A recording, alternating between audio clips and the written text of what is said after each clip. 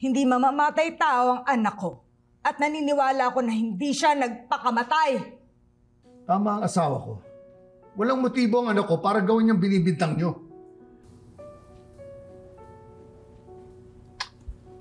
Attorney De Leon, naniniwala po kami na magkasabuat si Ino De Leon at si Evelyn Magas para idiin po si Attorney Matias sa pagpatay kay Attorney Meredith Simmons.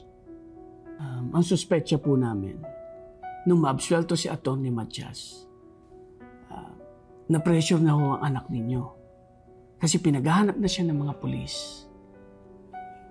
Binagbalingan niya si Evelyn. So, nagpakamatay na siya dahil ayaw niyang makulong at mahuli. Ilang beses ko bang sasabihin sa'yo na walang kinalaman ng anak ko sa pagpatay kay Attorney Meredith?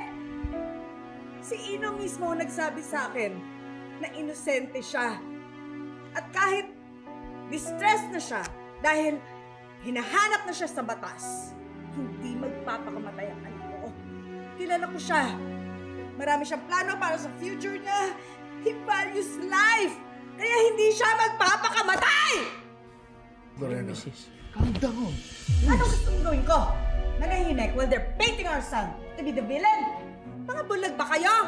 Hindi niyo nakikita na merong foul play dito? Whoever killed Meredith must have killed Evelyn and Ino para patahimikin sila! Mrs. Uminahon po kayo. Bago mo ako utusan kung ano dapat kong gawin, gawin niyo ang mga trabaho ninyo! Hanapin niyo yung pamatay sa anak namin! Gisingin niyo yung mga sarili niyo mong